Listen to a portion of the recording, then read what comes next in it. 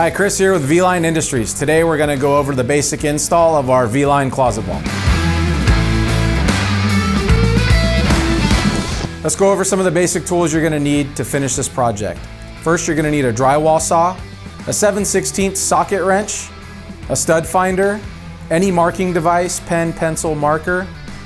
An impact gun will make this job much easier if you have it, and a basic tape measure so that you can mark out the box itself. First thing you're going to want to do is find an ideal location. If it's in your home, you may want it to conceal behind clothing in a closet or be a little bit more accessible for tactical reasons. In this case, our client wanted it installed in his office behind the door. When you find a location, you want to make sure that there's no obstructions and interferences. First thing you want to look at, if it's behind a door, for instance, that the door won't hit the case itself. The case sticks out about 2.5 inches off of the wall. Once you find that everything is clear and there's no obstructions, the next thing you're going to want to do is look visually on both sides of the wall to ensure that there's no obvious electrical on either side of the wall. The next thing you're going to want to check is to make sure that you have studs that are 16 inches on center. All of our cases that mount inside the wall are meant to be mounted inside studs that are 16 inches on center, which is typical household construction. All right, so go ahead and grab your drywall saw. First thing we're going to want to do is we kind of just got to go for it. And we'll cut a small test hole first so that if you do have to patch the drywall and there's something on the other side that you weren't expecting, that it's easy to patch.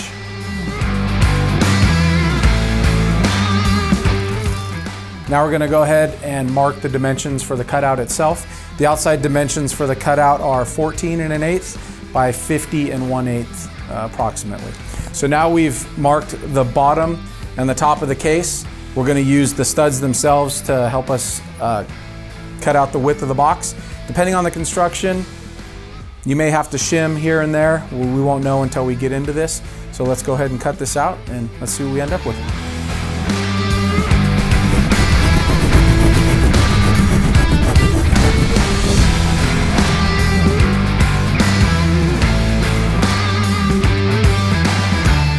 All right, after we have the hole cut out and cleaned up with the magic of cameras, that took a couple seconds.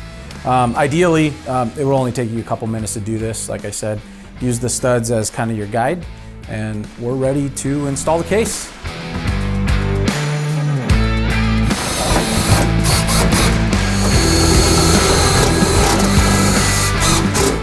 Okay, after we set the first 2 screws, we want to test to make sure the door still opens and closes just fine. Make sure the box didn't get tweaked. Everything's still in alignment. Everything looks good. So we're going to go ahead and install the rest of the screws. And then not tighten them down all the way, just get them snug. And again, check the door, make sure the alignment's not off.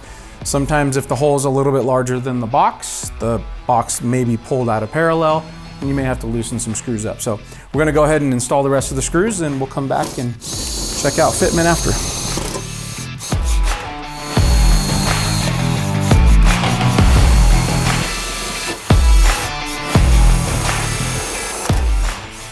All right, as you can see, we finished up. That was a really straightforward, easy install.